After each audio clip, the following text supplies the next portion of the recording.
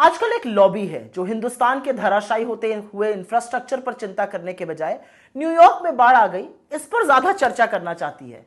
बार बार ये कहकर खुश हो जाते हैं कि अरे पानी भर गया, ये हिंदुस्तान नहीं है अमेरिका है। अरे मूढ़ भक्तों, तुमने वोट देकर अपनी सरकार चुनी है ना, अमेरिका की तो नहीं चुनी है।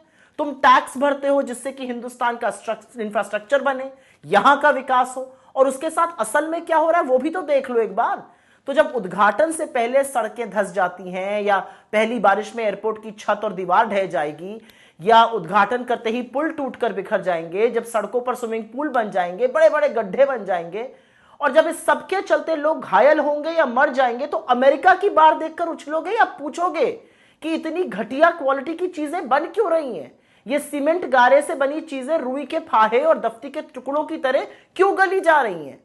ये नहीं पूछोगे कि इस भ्रष्टाचार का जिम्मेदार कौन है? उन्हीं भ्रष्टाचारियों को बार बार काम कैसे मिल रहा है?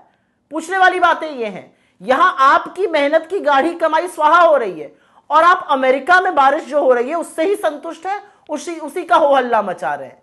और एक बात और, जब ये कमजोर इंफ्रास्ट्रक्चर बनता है तो हर जगह नरेंद्र मोदी जी की बड़ी बड़ी तस्वीर लगती है, पर जब ये ढहता है तो मोदी जी से सवाल पूछा क्यों ना जाए भाई? ये कौन सी बात हुई?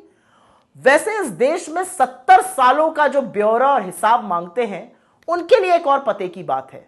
उन 70 सालों में जो इमारतें, जो सड़कें, जो पुल, जो डैम बने, वो आज भी बुलंद खड़े और इस बात की गवाही देते हैं कि देश प्रेम और राष्ट्रभक्ति बदकही छाटने में नहीं, बल्कि देश का असल निर्माण करने में है। फिर चाहे वो लोगों को एकजुट रखना हो, सौहार्द और शांति बनाए रखना हो, सबको हक और बराबरी देना हो, या फिर ऐसा इंफ्रास्ट्रक्चर बनाना हो जो दशकों तक लोगों के काम आ सके, देश की प्रगति कर सके और बारिश की पहली बूंदों में बह ना जाए।